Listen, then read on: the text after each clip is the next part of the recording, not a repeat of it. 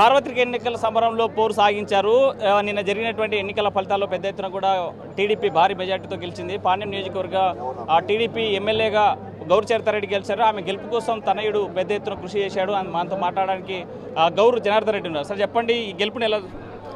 అందుకే ముఖ్యంగా మా పాణ్యం నియోజకవర్గ ప్రజలకి హృదయపూర్వకంగా శుభాకాంక్షలు తెలియజేస్తూ ఉన్నాము. అమ్మగారి పైన వాళ్ళు సంపూర్ణమైన నమ్మకం ఏర్పరచుకొని ఈరోజు అమ్మగారికి జిల్లాలోనే భారీ మెజార్టీని కట్టబెట్టడం జరిగింది. అది జనాలు తెలుగుదేశం పార్టీ యొక్క సంక్షేమ పథకాలను కానీ చంద్రబాబు నాయుడు గారు ముఖ్యమంత్రి అయితేనే ఈ రాష్ట్రానికి కరెక్టు పాత్రలో నడుస్తుందని కానీ వాళ్ళు సంపూర్ణంగా విశ్వసించారు. అందుకే ఒక సైలెంట్ రూపంలో మేము కూడా ఇంత భారీగా ఓట్లు వస్తాయని అనుకోలేదు. కానీ మా అంచనాలను మించి ప్రజలు వాళ్ళ అభిమానాన్ని బ్యాలెట్ రూపంలో చాటుకున్నారు. మేము అన్ని వర్గాలకు చాలా కృతజ్ఞతతో ఉన్నాము. మా బాధ్యత చాలా పెంచారు. ఇప్పుడు అంత మెజారిటీ ఇచ్చి అంత నమ్మకాన్ని మా పైన ఉంచి ప్రతిరోజు మేము చాలా అమ్మగారు ఆల్రెడీ నిర్ణయించుకోవడం జరిగింది. మొదటి రోజు నుంచి కూడా మన ప్రణాళిక రెడీగా ఉంటుంది. ఎట్లా మనము ఏమైతే హామీలు ఇచ్చామో ఆ హామీలు మనకు దేవుని దయ వల్ల మనకు పైన అధికారం కూడా వచ్చింది. కాబట్టి తెలుగుదేశం పార్టీ భారీగా సీట్లు కూటమి ప్రభుత్వం ఏర్పడబోతుంది. కాబట్టి మా నియోజకవర్గానికి కావాల్సిన అన్ని ఫండ్స్ కానీ పనులు కానీ చేపించడంలో ముందుంటామని. ముఖ్యంగా మీకు తెలుసు, మనం ఏవైతే మేనిఫెస్టోలో మేము ఒక పాణ్యం మేనిఫెస్టోని రూపొందించడం జరిగింది. యువతకు ఉద్యోగాలు అయితేనేమి, అట్లాగే కల్లూరు 16 వార్డులకు రోజు నీళ్లు తీసుకొస్తామనేది అయితేనేమి, అట్లాగే మరమ్మతులు చేసి రోడ్లు కానీ డ్రైన్లు కానీ అన్ని నీట్గా చేపించి ఇంకా ఈ 5 ఏళ్లలో అలసట పడిన అన్ని పనులు అన్నింటినీ మళ్ళీ రీవ్యాంప్ చేసి మంచిగా తీసుకొని వస్తామని చేయడం జరిగింది. దానిపైన మా కాన్సన్ట్రేషన్ అంతా అలాగే ఉంటుంది. మా పైన నమ్మకం పెట్టుకొని ఇంత భారీగా ఓట్లు వేసినందుకు పాణ్యం నియోజకవర్గంకి చెందిన ప్రతి ఒక్క ఓటర్కి మాకు హృదయపూర్వకంగా వాళ్ళకు శుభాకాంక్షలు తెలపడం జరుగుతుంది. 30,000 మెజార్టీ వస్తుందని ఊహించారా? 30,000 మెజార్టీ వస్తుందన్న నమ్మకం తప్పకుండా ఉండింది. కానీ మా అంచనాలను తారుమారు చేస్తూ అది 40,000 దాటింది. 41,000కి వచ్చింది. 3 బాక్సులు కూడా ఎంచలేదు. ఎందుకంటే అది మనకు అవి కొంచెం ఆ టైంకి బాక్స్ పనిచేయలేదంటే లాస్ట్లో ఒకవేళ ఏమన్నా నెక్ టు నెక్ ఉంటే చేస్తామన్నారు. బట్ రూల్ బుక్ ప్రకారంగా చేయాల్సిన అవసరం లేకపోయింది. ఎందుకంటే మెజారిటీ బాగుండింది కాబట్టి. ప్రజలు మా పైన ఇంత నమ్మకం పెట్టుకున్నారనేది మాకు అమ్మగారు తిరుగుతున్న 5 ఏళ్లలో మాకు నమ్మకం వచ్చింది. జనాలు మార్పు కోరుకుంటున్నారు. ఇట్లాంటి రాక్షస పాలన వద్దనుకుంటున్నారు.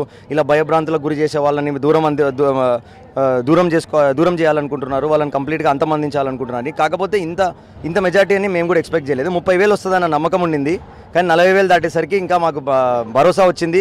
ప్రజలు మా పైన సంపూర్ణ విశ్వాసం పెట్టారన్న భరోసా మాకుంది. ఆ నమ్మకంతో ముందుకెళ్తామంటే. మీ తల్లి గెలుపు కోసం కాళ్ళకి బల్పం కట్టుకొని ఊరువాడ గల్లి ప్రతి ఇంట్లో టచ్ చేయడం అట్లా ఎలాంటి ఫీల్ ఇచ్చింది?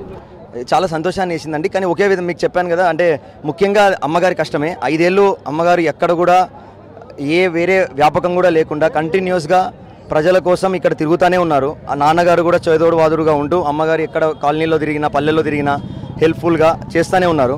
అది ప్రజలు దాన్ని మనసులో పెట్టుకున్నారు. అదే మాకు విపరీతమైన ఇలాంటి ఆధిక్యాన్ని ఇవ్వడానికి కారణమైంది. జనాలు చాలా వరకు మేము తిరుగుతూ ఉన్నప్పుడు అమ్మగారిని వాళ్ళు ఓన్ చేసుకున్నారు. ఈసారి మేము చరితమ్మకి వేస్తాము, తెలుగుదేశం పార్టీకి వేయాలనుకుంటున్నామని. మామూలుగా ఓట్లు అంతా బయట పడరు. మాకు తిరిగేటప్పుడే మాకు చాలా కాన్ఫిడెన్స్ వచ్చింది. ఈసారి నిజంగా వాళ్ళు క్యాండిడేట్ని ప్లస్ మంచి పార్టీని రెండింటినీ చూసుకుంటున్నారు. మంచి అభ్యర్థిని మాకు ఎంపిక చేశారని కార్యకర్తలు కూడా చాలా కసిగా పనిచేశారు. కార్యకర్తలు అసలు నిజంగా చెప్పాలంటే కొన్నిసార్లు మేము తిరిగేటప్పుడు 10 అయినా కానీ అన్న ఇంకొంచెం ఉంటుంది, ఇది ఇంత అయిపోగొట్టుకొని పోదామా, ఇది ఈ వరకు తిరగలేదు, అలా వాళ్ళు చాలా కసిగా అసలు తెలుగుదేశం పార్టీ క్యాడర్ అయితే కార్యకర్తలు అయితేనేముంది చాలా న్యూట్రల్ పీపుల్ కూడా ఈసారి మాకు సపోర్ట్ చేయడం జరిగింది. అదే చాలా విచిత్రమైన క్రమం. ఎందుకంటే న్యూట్రల్ పీపుల్ ఎప్పుడున్నా ఏదో వాళ్ళ ఇంటి దగ్గర ఓటు అడిగినంత వరకు వాళ్ళు చేస్తామని చెప్తారు. అంతే తప్ప వాళ్ళు మేము ఇళ్ళకి వెళ్తుంటే మేము వస్తాము ఈ వీధి చివరి వరకు మా సాయశక్తిలో మేము సహాయం చేస్తామని చేయడం జరిగింది. సో అన్ని 3 సార్లు నేను ఇది క్యాంపెయిన్ చేయడం, సరే ఈసారి ఇంకా చాలా ఉత్సాహంతో రెట్టింపు ఉత్సాహంతో చేయడం జరిగింది. రోజు పొద్దున సాయంత్రం అసలు ఎప్పుడెప్పుడు వెళ్దామా, ఎప్పుడెప్పుడు ఇంకా ఎక్కువ కవర్ చేసుకొని వద్దామా, అమ్మకు తగ్గించుకున్నట్టుంటుంది కొంచెము మనం వెళ్ళేసి వచ్చినట్టయితే. కానీ అందరు కూడా అంటున్నారు, హుసేన్ గారు మెయిన్ మా మదర్ గారే ఇక్కడ అభ్యర్థి కానీ చూసి ఎవరు అనేది పార్టీని కానీ. ఎందుకంటే ఓటర్లందరికీ కూడా అమ్మగారు బాగా ఈ 5 ఏళ్లలో బాగా దగ్గర అవ్వడం జరిగింది. ప్రతి ఒక్కరు ఇంటికి వస్తేనే చూస్తున్నారు, మీరు వచ్చారా, అమ్మగారు రాలేదా, వస్తారని ఎక్స్పెక్ట్ చేశాము. అలాంటి మంచి ఒక పలకరింపుతోని మాకు ఈసారి క్యాంపెయినింగ్ అనేది జరిగింది. ఈ నియోజకవర్గ యూత్కి మీరేం చెప్పవచ్చు?